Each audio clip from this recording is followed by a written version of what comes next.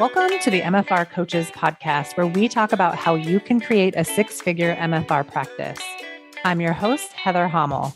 Not only have I been practicing MFR for 11 years, I'm also a life and business coach, especially for MFR therapists.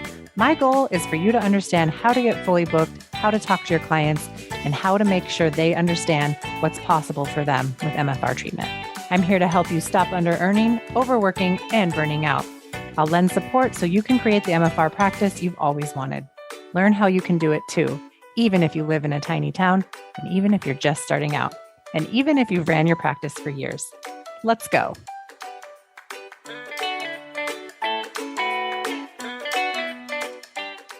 Hey, everybody, and welcome back to the podcast. I have with me a very special guest, Dr. Kathleen Young. Kathleen is a psychiatrist and a life coach. We've met through some programs we've been in, and she's actually been my personal coach for the last at least year, maybe 2 years. I mean, time has really gone by. Might be close to 2 years. So I think it's 2 years. Yeah. So I've been working with her. She's come in and she's coached inside the Beyond 100K program for me, talking all about friendships and why friendships matter, why friendships seem harder at this age and when you're in business. So welcome to the podcast. I'm glad you could take the time to be here with us. How are you? Of course. Heather, thank you for having me. I'm excited to be here and be part of your podcast because I think you do some really good work in the world. So I'm happy to be a part of it. Well, thanks. Thank you for coming. So why don't you tell people, how did you even get into this, like being a thought leader in this space of women's friendships and just friendships in general? I never really thought of myself as a thought leader, but like, do we ever? I don't know. No. Maybe we... So as you said, I mean, I've been in private practice in psychiatry for 20 years now. And so that's what I do. I talk to people all day long. And so much of what people bring is related to their relationships with people. And so, so much of our lives are in relation to other people, even if we do things on our own. So by default, I've found relationships to be fascinating. And I think a few years ago, as I was thinking about my own life and prior to turning 50, I mean, it's such a cliche, but it's so true. Thinking about what I wanted in my life, I think I just became more interested in like some of the changes that women go through in midlife beyond like the hormonal stuff. I mean, that's interesting too, but that's not my area of interest and specialty. It's more just like this desire to do some new things. So I really thought a lot about that in terms of career changes and other changes that people go through. Because to think about, are we really meant to do the same thing for 40, 50 years? Or is it natural to get to a place where you're like, is this what I want to continue doing? But I think a lot of people are reluctant to make a big change in midlife because, they've done this thing their whole life, or they've established this career, or what would people think if they changed and stopped doing this other thing? And so there's that reluctance. And I think the other thing is that it's a natural point when women in particular look up and realize that they may not have the friendships that they want. And it's possible that the friendships just no longer fit where they are in their life, or that they didn't invest in building relationships with people when they were younger. And so I think it is a natural point in time when a lot of people's kids are a little bit older, they're not as in the trenches with their child rearing or parenting, and they might want more connection beyond like their partner or whatever. And so that's that point where it's like, oh, wait, who do I want to spend my time with? And so that's what I became really interested in thinking about and helping people with, because I think a lot of people, they don't really know what they want or how to have what they want. And so, yeah, that's me. That's how it happened. I love that. So do you think, even if you haven't been a person who, maybe for like women that are in the throes of building a business, they're in their career, and maybe they haven't had the time or the bandwidth to invest in friendships or relationships, do you think it's possible to build any kind of relationships or have the friendships that you want, even if you didn't have that earlier on in life? Like, can you just start from scratch at any time? Yeah. You can. I mean, you just have to be intentional about it. I think we don't start from scratch because it feels hard. Right. It's awkward a little bit. It feels hard. It's easy to avoid. It's like, you've got to invest some time and energy into it. It's not going to just happen or everyone would do it. So it is possible. It just is about getting intentional and deciding that this is what I want to do. And so is there like an ideal number of friendships someone should strive to have, or how do you know if you're doing this right? well, there's no right. I think that's just, it's like what feels good to you. Yeah. Some people are like to have like a few really close friends. Some people like to have a lot of people that they can spend time with, or like whatever, have a large bench of people that they can pull from when they want to make plans. Some people like some combination of that. And so there's no natural number. I think that, some people get, and this isn't exactly the same thing, but kind of, that people get really hung up on this idea that like, oh, these other people, they already have all their friends. And I think there's some people who feel that way. Like, I have all my friends and I don't want to invest in new ones. But I think most people are open to new relationships. It's not that they are like, oh, I don't have room in my life for any other person. It's just like there's lots of stories we tell ourselves as reasons why we shouldn't do it, why we shouldn't make the effort. And I think, no, it's what works for you. I had an interesting experience in my mid-20s. We moved from just north of Seattle into a one stoplight small town in Minnesota. It was like a little bit of culture shock for me. I had an almost 2-year-old and I was like gonna have a baby. And I made friends in this town pretty close, like through like church or through people my mother-in-law knew or whatever. But it was like people in that town were from that town and already had their established relationship. I kind of had interesting relationships. I'm not friends with any of those people now, which is interesting. But then I moved to another town and became friends with a woman in that town who was not from there. And we're like besties now.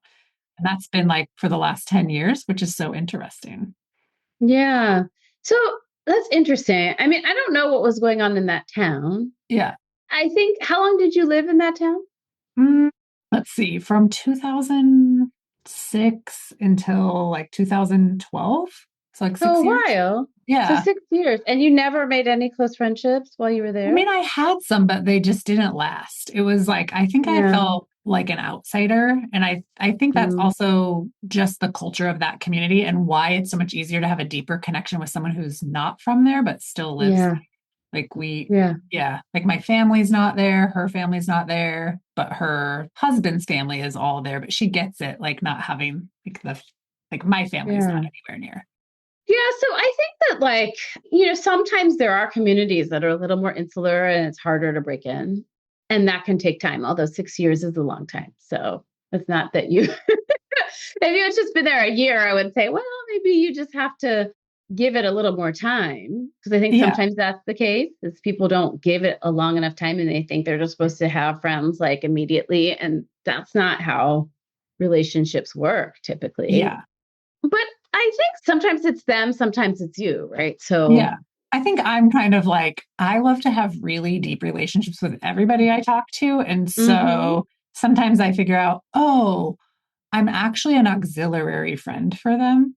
Like I'm not actually the go-to. And that's a little bit difficult for me because I give everything 100%. And then I'll figure out through time, like, oh, they're not having the same relationship that I am or something. I don't know. Maybe it's just me. This is just going to be Counsel Heather hour on her friendship. Well, I've read before, though. It's like understanding that everybody can, or people approach friendships differently. And so you might invest more than the other person. And that can be okay. Yeah. Are you getting some satisfaction from that relationship or not? And if you are, then like, it doesn't really matter that you're the auxiliary friend. It's I don't kind know. of like dating around. Like, I think I was just dating a lot of those friends. Well, I think that's not romantically. No, I know. But I think also that like, you would be surprised how much we create a narrative that keeps us from getting close to people, right? So if you believed that you were an outsider there, that you didn't belong, like all of these things in the background, if we want to think about how our thoughts impact our results in our life, I think so many people do that. I don't have anything in common with these people. I do notice like after becoming a coach and after like learning that thoughts create your results. I have Mm-hmm. way different relationships with everybody in my life now. Yeah. There's How way so? less drama. I'm still like a very dramatic person and I tend to like love drama, but it's not in the Don't we way. all? She's just laughing at me. It's not in the way of like where it's creating a bunch of pain for myself in the way that it used to, you know? So I think Mm-hmm. friendships are way more enjoyable for me now. Like relationships in general are more enjoyable for me now because I don't have the same narrative that I had like in my 20s and 30s. Yeah. And so I think sometimes it's expectations too. Like, what do you expect from, I mean, it's hard when you're the new person to the place because that's Yeah. the other thing is like you want to build all these friendships because you don't have any, right? And Yeah. they do. And so they might be slower to like get close because they don't need to have that closeness in the same way that you do. And not you specifically, but like anybody who's new to an area. And so it's understanding that like that friendships take time. And that's Mhm. why I think it's important to just hold on to some of the friendships that you have from wherever you were before and nurture those as a bridge towards making deeper friendships. So there's not so much pressure on the new friendship to Yeah. like do all that for you. What do you think about like, so I have friendships from like middle school. I have two Hmm. girlfriends that I have known since middle school, and we don't talk every day. We probably like talk a couple of times a year, and we probably see each other once every few years. Like we don't see each other a lot, or once a year, something like that. But like my friend Kim called me the other day. We hadn't talked in like 3 or 4 months, and we talked for 3 hours on the phone. Wow. Uh-huh. That's long. I love Uh-huh. that we can go months or even like it could be a year without talking, not because anything's wrong. We're just busy, like we're just busy doing Hmm. stuff. And then like the minute we talk to each other, it's as if no time has gone by.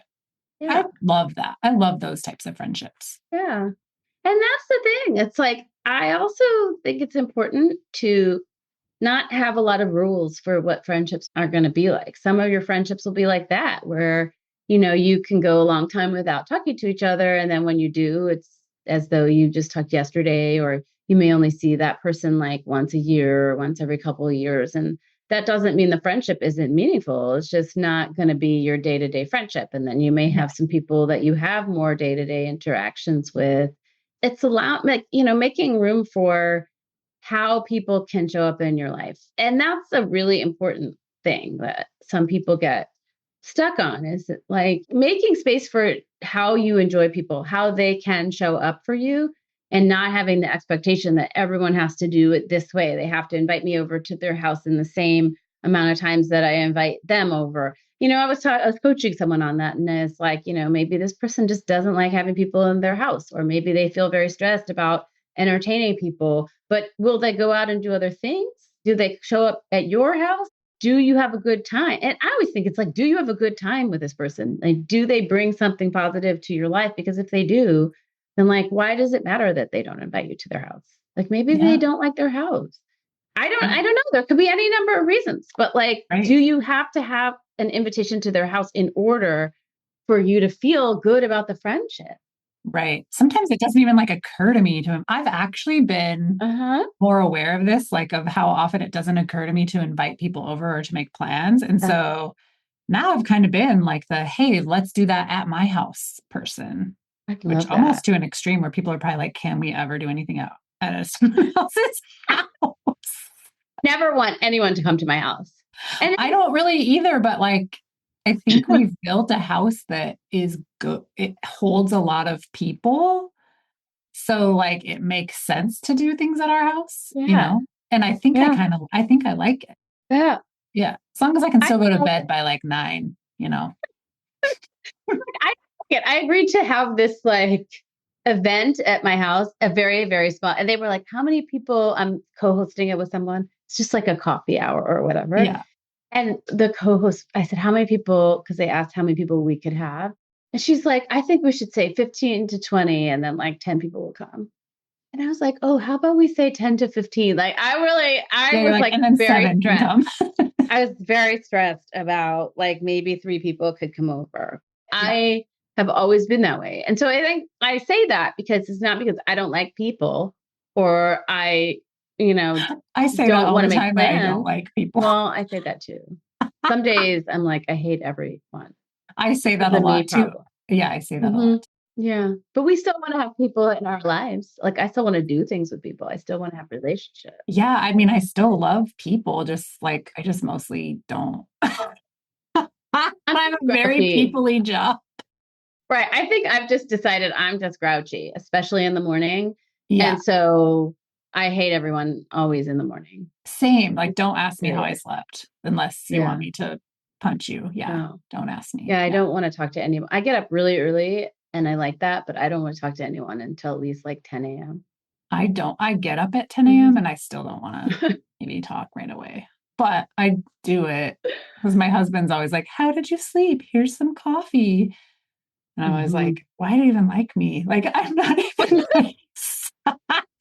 It's like if there's anything that you think we're going to have like more than one exchange about, do Mhm. not send it to me until after Yeah, 9 o'clock. right. I Make sure don't your want to assistant talk. knows.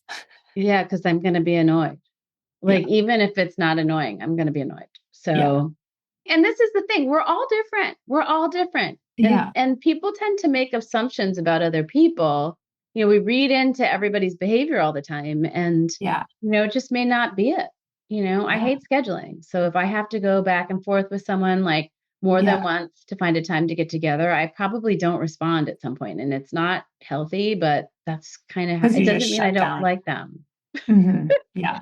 You've helped me a lot look at things in a way where I have like an awareness around how much I read into things. And so, like, I've been able to relax a lot around, especially friendship interactions where, like, maybe this friend asks me to do things and I have to say no multiple times. And I've gotten really good at being like, please keep asking me. Like, Yeah. I really do want to do these things with you. I just am busy right now, but keep asking me because I will at some point be available for a spur of the moment thing.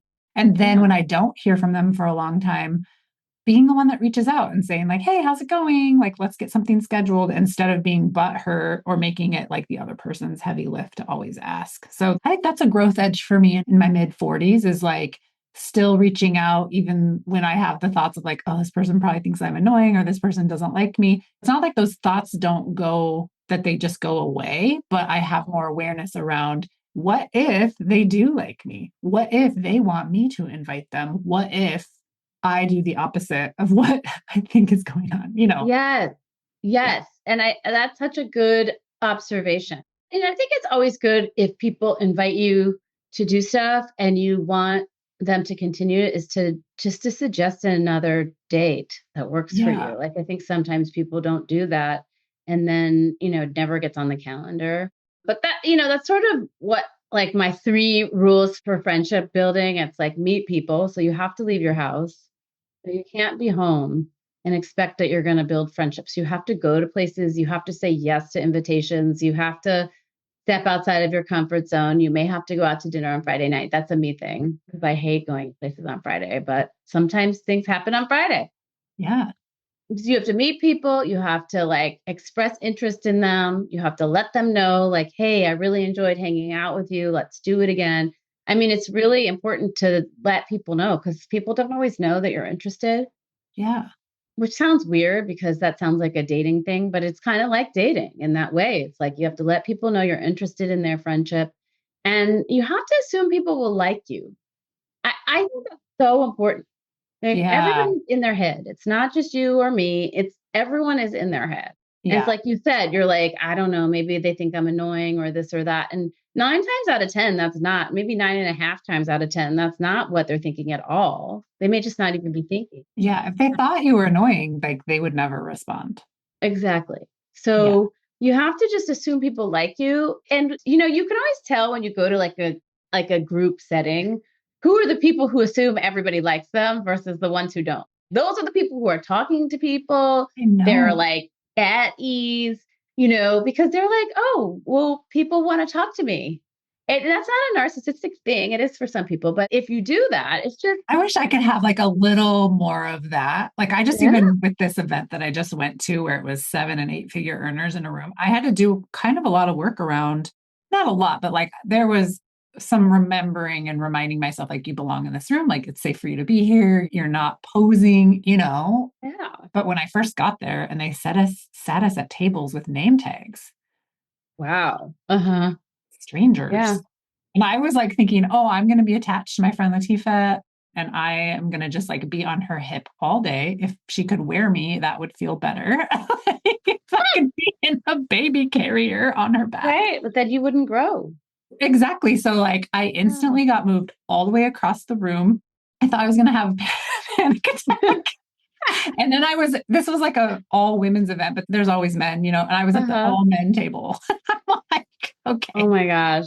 I'm That's like, so okay, I can do funny. this. I can do this. But it did grow me as a person. And I didn't panic as much as I thought I was going to panic. But there were definitely moments where I could see myself, like at lunchtime. I lost track of Latifa during that too. And I was Mm-hmm. like, oh my God, I'm going to have to Oh either my eat God, talk alone at to a you. Yeah. table or I'm going to have to go ask to sit with strangers. And so I Yeah. found myself like walking into the room to eat alone. And then I was like, no, no, we did not come here to be alone. You can be alone next week. You're going to go make friends. You're going to make connections. You're going to be interested in other people.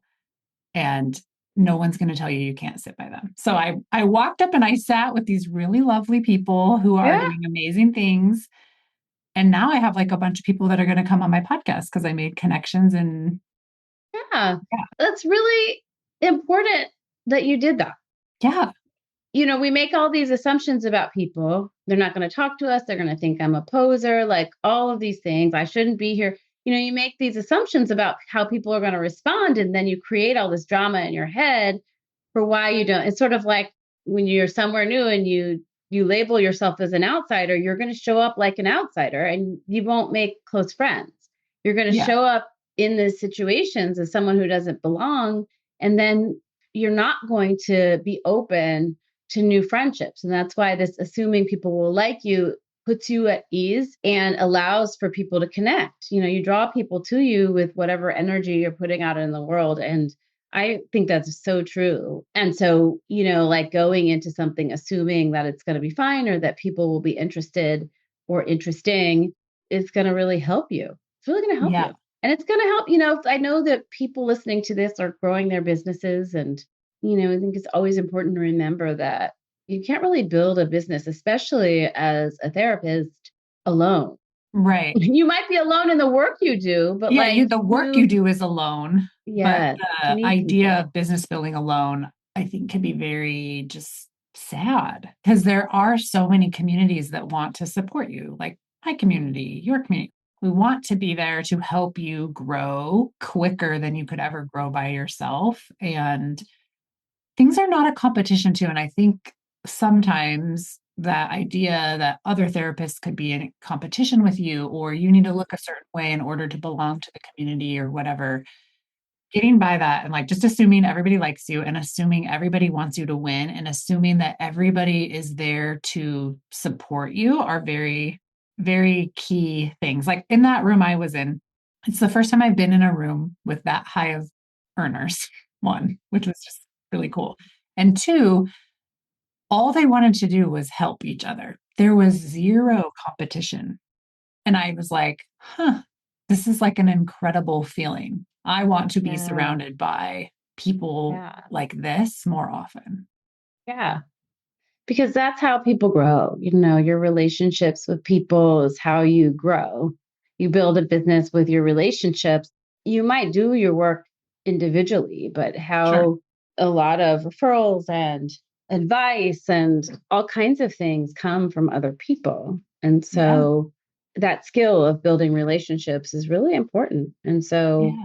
I think, for people listening, just to a reminder is that you can't build a business alone. You really can't. I mean, I don't, maybe there are some businesses you could build alone, but somebody has to pay you. Yeah. And so, there is a transaction in some way. And so there is a way in which that's a relationship. And so Yeah. understanding that I think is really important. And I do think that this is like, this is not exactly the topic that we started with, but this idea of helping each other in competition, like, that's a big one for people. And sometimes it can really be tempting to get into this sort of gatekeeping role or worry that if you like help someone else that you will have less of yourself and less for yourself. That scarcity, I think that's just a scarcity of resources and understanding that, because most of the time when people feel that way, it's because they're in some kind of scarcity. And scarcity is such a, I mean, I don't know about for you. It's one of those things that just really is so hard to It's so contracting. Like when you're in scarcity. Yeah, I mean, and it shows up like everywhere in your life. And it's so hard to like get rid of it. It just is there. And it's like, I think the reality is it's something that you will always work on. If you're a person who leans into scarcity, is this idea that there's enough to go around. Yeah. I think there's a quote, something like people at the bottom are busy competing. People at the top are busy collaborating. And the ease in like that collaboration, like I want to always be in as much as I can, like in that collaboration energy. And so when I feel that competitive energy, I'm going to remind myself like, ooh, what am I at the bottom of if I'm in that, So I do think like really reframing things into what do people at the level I want to get to, like how are they behaving and how can I behave more like that? How can I be in that mindset? Because we're going to go in and out of these things all day long. It's not like you get through scarcity and it never comes back. Oh, it always comes back. I'm like, it always comes back. Yeah. It's just more practiced, right? Yeah. It's like being able to spot it when it comes is so important. And so I think that's really helpful to think about, why. And I always think it's important, if you're a person who's like, I don't need friends. It's like, well, why do you think that's true? Human beings, like our natural instinct is to be with each other. Yeah. So if you're saying you just don't need people around, like what's going on there? I'm even noticing that with my cats. Okay, random turn of events here. But okay, so my dog passed away in January, and then we had a cat that we got a year ago. And the cat was like obsessed with our dog, like obsessed. And so then when the dog passed away, I was like, oh, my cat is probably depressed now. I have no idea if he was depressed or not. But we decided to get him some cat friends. So we went to the shelter and we were just going to get a cat, but we got 2 cats. Okay. So come home. Now we're a cat house of 3 cats. Everybody's allergic to us now.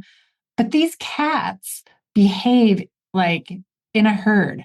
They all sleep together in a pile. They're all cleaning each other. They're all wrestling each other. But they all have like relationships as the trio. And then each one of them have individual relationships with each other. And then like the same with us. Like we have a relationship with them as the 3 of them.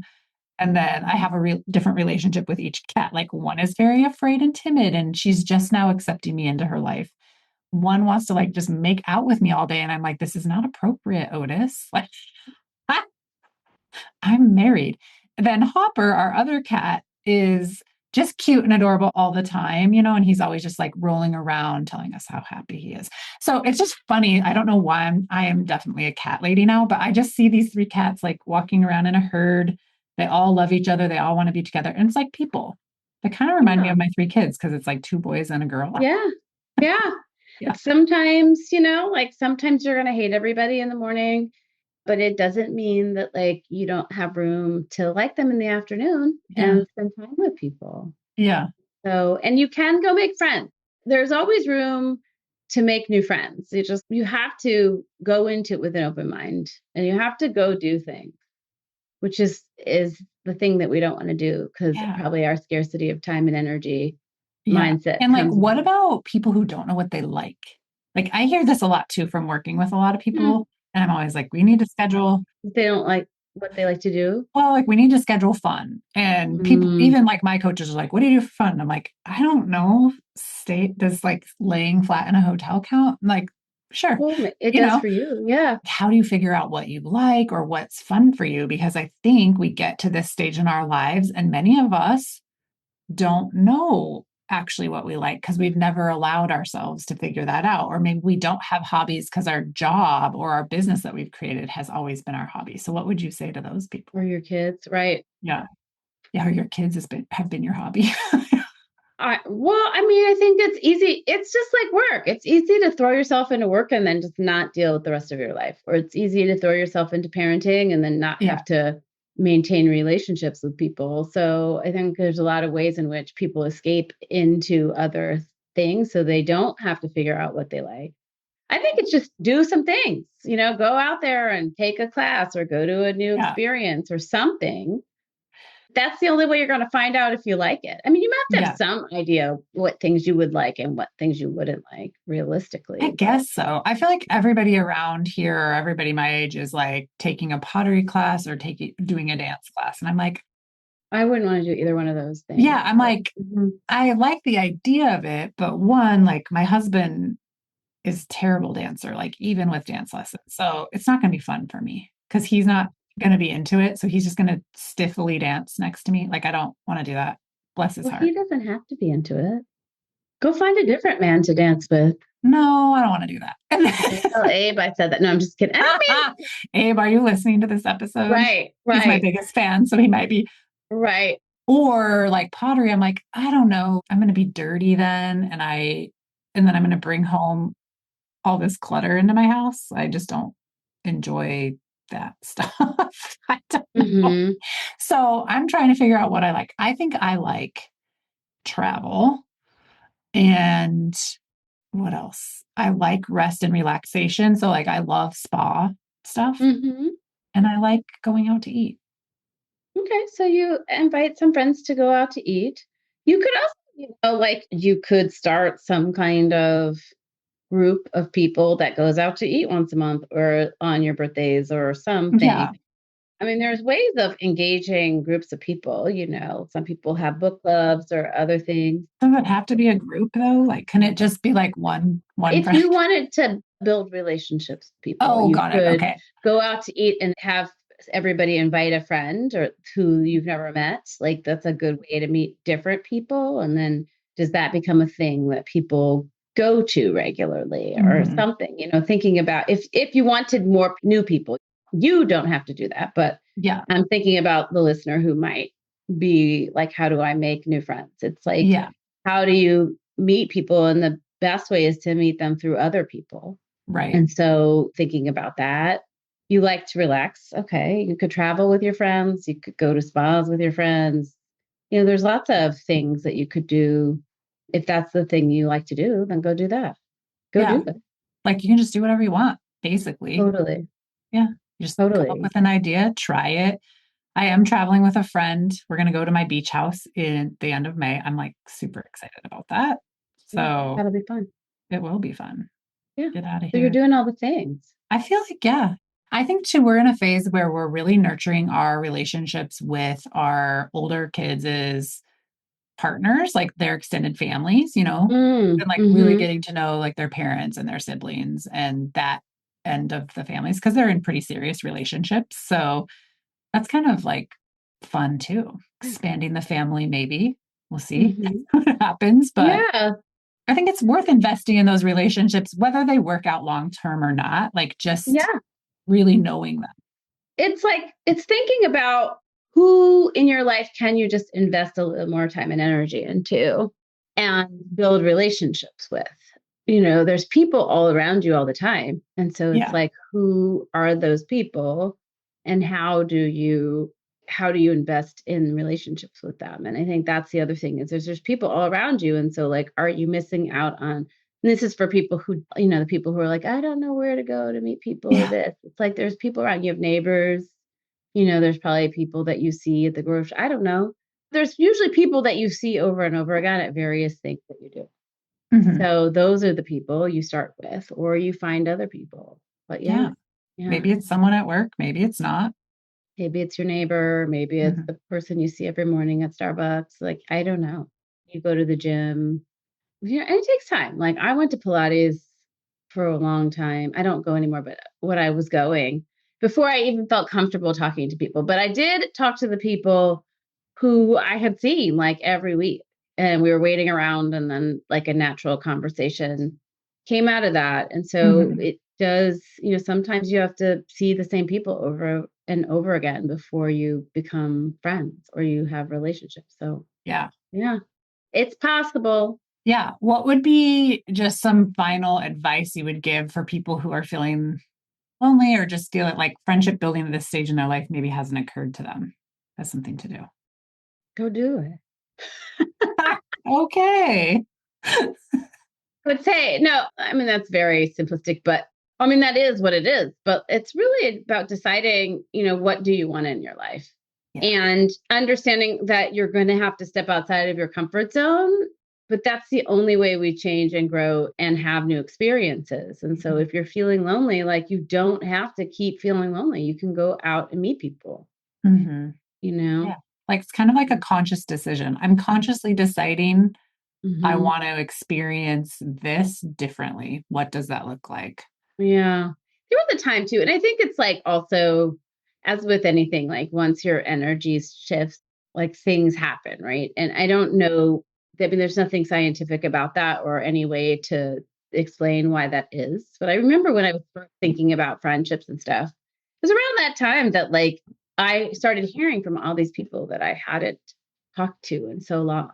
We're like, oh, we should get together or this, or it was almost like people came out of the woodwork. And so I think there's a way in which when you signal to the universe that you're ready to make friends and that you're open to it, it's really being open, that it will happen. Yeah. Smart. It's the same Decide. thing with dating, Yeah. which is a different episode, right? Could be a different episode. That's so funny. Okay, well, I appreciate you coming on and sharing your ideas about friendship. And I think it's fun to just put this as a just fun episode of like, how can you make the experience of being an entrepreneur, being a business owner, how can you make it more fun by exploring and deepening relationships, adding in some new friendships, maybe becoming friends with people you wouldn't have considered before, just playing and having a good time, figuring it Totally. out. Yeah. Well, thanks for having me. It was fun. Yeah, was fun. Okay. Well, I'll see you at our regular session. Okay. Sounds good. Awesome. Okay. Thanks everybody for listening, and we'll see you next week on the podcast. Bye for now. Thanks for listening to the MFR Coaches podcast. If you're ready to grow your myofascial release practice, make sure to sign up for my next free training. These live webinars are designed to help you take real steps towards building a fully booked, profitable business. You can save your seat and find the latest dates at themfrcoach.com/webinar. And if you're looking for more support, the Foundations program is now open year-round. Inside, you'll get coaching, tools, and community to help you get fully booked and stay that way without burning out. One last thing before you go. My brand new book, Your MFR Practice Starts Here, is now available. It's a must-read for any MFR therapist who wants to build a business that actually works. You can grab your copy on Amazon and get your companion guide by going to themfrcoach.com/book. Start implementing right away. I'll see you in the next episode.